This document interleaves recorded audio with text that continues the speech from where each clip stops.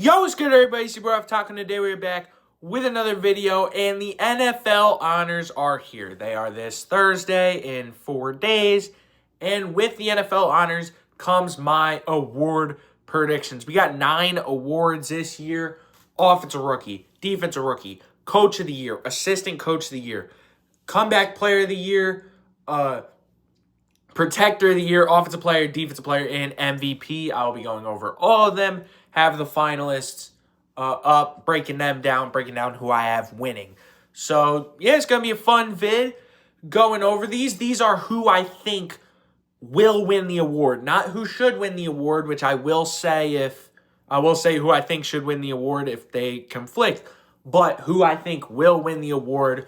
So, yeah, with that being said, let's get right into it. Starting off with Offensive Rookie of the Year, the 5 finalists were Jackson Dart, Emeka Egbuka, Travion Henderson, Tyrone McMillan, and Tyler Shuck. And I really like a lot of these guys. Jackson Dart, I think he had a really good rookie year, a really promising rookie year. Was scoring a lot. There was a lot of production there, even without, Neighbors. He had Neighbors for about a quarter. Without Scatabo after 3 games, he was still able to do some stuff. His team wasn't winning games. That was a lot because of defense. So, yeah, Emeka Egbuka, a very solid start of the year. It really cooled off, but he was one of the best guys at the start of the year. And then kind of the opposite, Travion Henderson was probably the best rookie by the end of the year. But when you look at Tet McMillan, it was consistent all throughout. Tet McMillan was just a very good rookie, very good wide receiver 1 for the Panthers. And then you got Tyler Shuck. I mean, when he stepped in there for the Saints, he played really well. He played a lot better than people expected. I was not the biggest fan of them benching Rattler that early, and Shuck played really well at the end of the year, led him to 3 straight wins, was making great throws. These are very good rookies, and I think that the best one was Tet McMillan. I think that in the people's eyes, the best one's Tet McMillan, and mine. I think that he just had a really good rookie year. He was the receiver 1 for a Panthers team that shocked a lot of people. He did well. He drawed defenders into him, opened up the run game, and yet was still able to be a very productive wide receiver 1. He is someone that will be a great building block for the future of that Panthers team that is looking pretty bright right now. So, yeah, give me for Offensive Rookie of the Year, Tet McMillan. Then for Defensive Rookie of the Year, the 5 finalists: Abdul Carter, Nick Emenwari, James Pierce Jr., Carson Schwessinger, and Xavier Watts. Abdul Carter, I don't really know why he's here. He did not have an extremely productive season. Was it probably better than what the stats said? Yes. Was it a good season? No. Nick Emenwari, dog. We see him all across the field. He missed the start of the year, but he was great on defense. Great dropping back, great coming up. He would play edge, play linebacker, play safety, play anywhere you need to play, slot corner, wherever. He did a great job this year, even with missing the start of the year. Had some good special teams plays. James Pierce Jr., very effective pass rusher. He saw the snaps. When he did see the snaps, he was making plays, especially towards the end of the year, a big part towards the Falcons' 4-game winning streak. Carson Schwessinger, very solid for the Browns, consistently making tackles, seemed like the captain of that well, not the captain because they had Myles Garrett, but the signal caller, the off-ball linebacker that's kind of the captain of the defense. And then Xavier Watts, very solid safety for the Falcons, came in there, did a great job, did better than anybody expected, especially from falling to the late 3rd round of the draft. But when you look at these guys, I think that the guy that's going to spark the most interest and win this award is Carson Schwessinger. I really think that this is a 2-man race between him and Nick Emenwari, but Emenwari missed the time at the start of the year. It's a regular season award. Nick Emenwari has played so well in the playoffs and has kind of gotten a lot of the recognition from there, but that doesn't matter. And Schwessinger, he just kind of seemed like he was the leader this whole time. He's making all these plays, played 17 games, I'm guessing, and was making plays all throughout. Great player for the Browns defense. And my pick would have been Nick Emenwari, but the people's pick, I believe, will be Carson Schwessinger. Then we go to Coach of the Year, the 5 finalists: Liam Cohen, Ben Johnson, Mike McDonald, Kyle Shanahan, and Mike Vrabel. When you look at Liam Cohen, what he was able to do, a 4-win team in Jacksonville, transforms them to a 13-win team, We see what he did with Trevor Lawrence, turning him from a fringe starter that people didn't think was worth $55 million to a really good quarterback. Look at Ben Johnson, the way that he changed the culture in Chicago. This is the best that Bears fans have felt since '85 that they always talk about. It was just a great change up in Chicago and, had big expectations and fulfilled them. Mike McDonald came in, defensive philosophy, something that hasn't succeeded a lot, and has led his team all the way to the Super Bowl. Yes, this is a regular season award, but a second-year head coach, changing the culture. They got rid of all the Legion of Boom stuff, and now he's up there. Kyle Shanahan, the way he was able to deal with all the injuries, him, Saleh especially, but him, they were able to do a lot of great stuff. And the way that he was able to command that offense, it was one of the most efficient offenses in the league by the end of the year. And Mike Vrabel, taking a team that was the 4th overall pick, doing everything right, building the culture, the Patriot way, but the modernized way, and leading them to now being in the Super Bowl. And I think that the one that's going to get the award here is Ben Johnson. I would have wanted Liam Cohen, which is actually who I predicted at the beginning of the season. But I do think that Ben Johnson's going to get the award.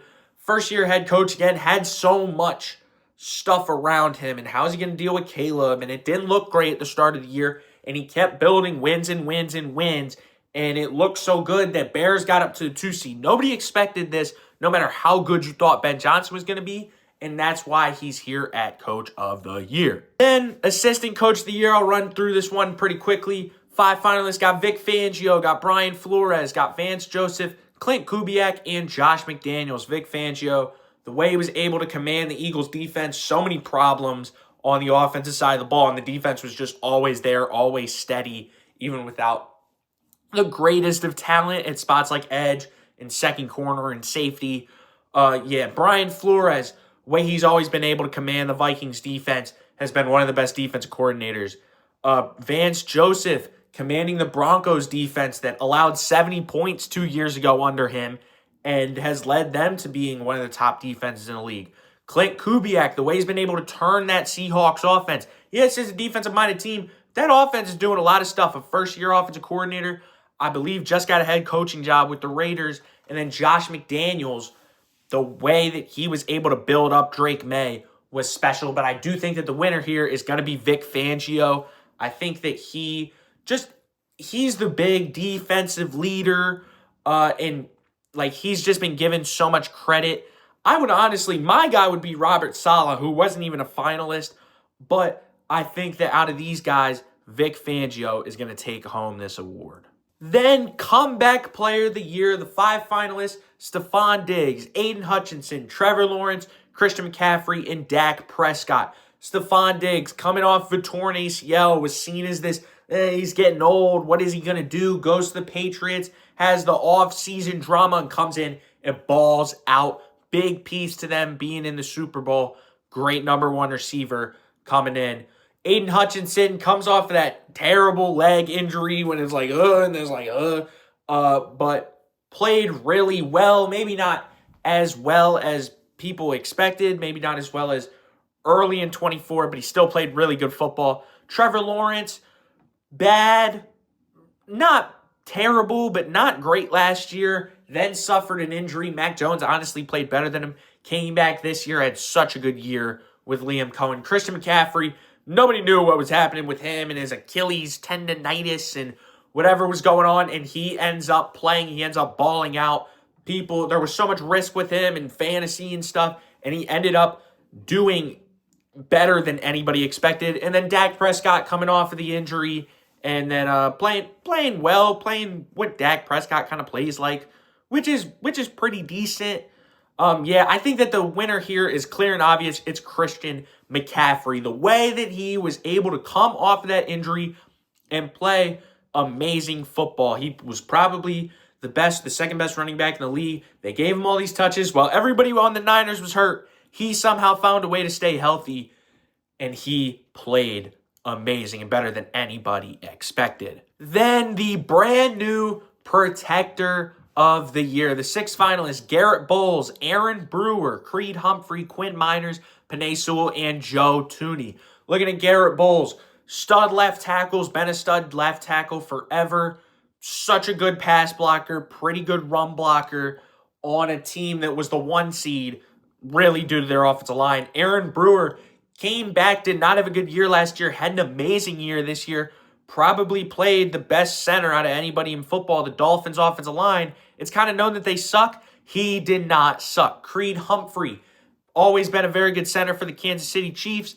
Didn't have a particularly special year this year, but he's probably the best center in football, all things considered. You have to put him here, especially because I think they need 2 centers, 2 guards, 2 tackles. Quinn Miners, just an amazing guard, violent, great in the run game, just bodies people. D3, he's really coming to his own and been one of the best guys. Penei Sewell, such a good pass blocker, such a good run blocker, such a good leader of that Detroit Lions offensive line that's known for being so good. And then Joe Thuney, he goes from Kansas City to the Bears, a team known for having an awful offensive line, and that team really turned around their offensive line play, got 3 new starters, and Joe Thuney was probably the most effective one. But I think that the guy that's going to win this award is Garrett Bowles. I think it's between him and Quinn Miners. I might go Miners, but I think that the Broncos were 15-2. They're not just going to blame this for no reason, not have anybody get an award. 14-3, I'm sorry. But yeah, Garrett Bowles is an unbelievable player, has been an unbelievable player for a while, has never gotten recognized. That's what this award is about. So that's why I have him winning Protector of the Year. Then Offensive Player of the Year, the finalists: Drake May, Christian McCaffrey, Puka Nacua, Bijan Robinson, and Jackson Smith-Njigba. Drake May played great this year for the Patriots. You'll hear more about him in my MVP talk, but this was an amazing quarterback. Christian McCaffrey, we talked about him. The way that he was able to come back from that injury, played better than anybody expected, probably played either the best or the second best at running back this year. Puka Nacua had the injuries, but when he was on the field, the most efficient, the most dominant receiver that was out there in the league. An absolute GOAT to my fantasy team until the championship. But I lost that by like 100 points. that was bad. Bijan Robinson played amazing football the whole year. Been such a good piece for the Falcons for a while now. Really getting the respect he deserved. I believe he had the most scrimmage yards in the league and was just a dog. A bunch of long rushing touchdowns. Just really a game breaker for the Falcons. And then Jackson Smith-Njigba, wide receiver 1. I believe he led the league in catches and yards. Just a dog all around. Not an X, but a great receiver 1 for the Seahawks. And I believe that he will be the one taking home this award. Jackson Smith-Njigba, I think it's between him and Puka, but the fact that Seattle was the 1 seed and he had better stats, mostly because Puka was hurt, but he just had better stats overall. Jackson Smith-Njigba, he always came up in the clutch. He always did what he needed to do, and he had a great year for a great team that I wouldn't say nobody expected, but nobody really expected this outcome for him or the Seahawks. That's why he is my Offensive Player of the Year. Then moving on to Defensive Player of the Year, Will Anderson, Nick Bonito, Myles Garrett, Aiden Hutchinson, and Micah Parsons. Looking at Will Anderson, the way that he was able to be such an electric force off the edge, such a huge piece to the Texans doing what they did, starting off 0-3, ending the year on, a 9-game win streak. They were an amazing team, and Will Anderson was a huge part of that. Nick Bonito, huge part to the Broncos going 14-3. Just a great edge rusher. We actually had 5 edge rushers. Myles Garrett breaking the sack record. You know Myles Garrett. Aiden Hutchinson, dog, coming off that injury, played great. And then Micah Parsons only played 12 and a half games, but played amazing, was great off the edge. Such an important piece to the Packers. They didn't win a game once he left. But I think that this is pretty obvious. It's going to be Myles Garrett. He broke the sack record. What are you going to say? And he broke the sack record with the teams in week 16 and 17 not letting him get a one-on-one matchup one time. He had 5 sacks against the Patriots and Will Campbell. He had 3 sacks against the Raiders, 4 sacks against somebody else. He was a dog, and that's why he's winning the Defensive Player of the Year. This is the most obvious one in the whole video. Then finally, the MVP.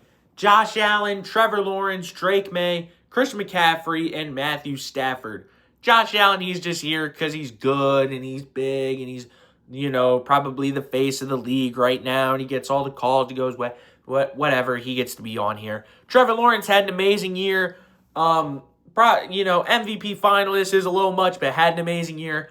Drake May, extremely efficient, winning games, bringing the Patriots back to what they were, going to the Super Bowl. Like, this guy is unbelievable, really good. Christian McCaffrey doing what he did as a running back was unbelievable. He carried that team to a lot of wins. That is value. Whether he's a quarterback or not, what he did was valuable. And then Matthew Stafford, all the touchdowns, all the yards, all the points, such a huge piece to the Rams being as good of a team as they were.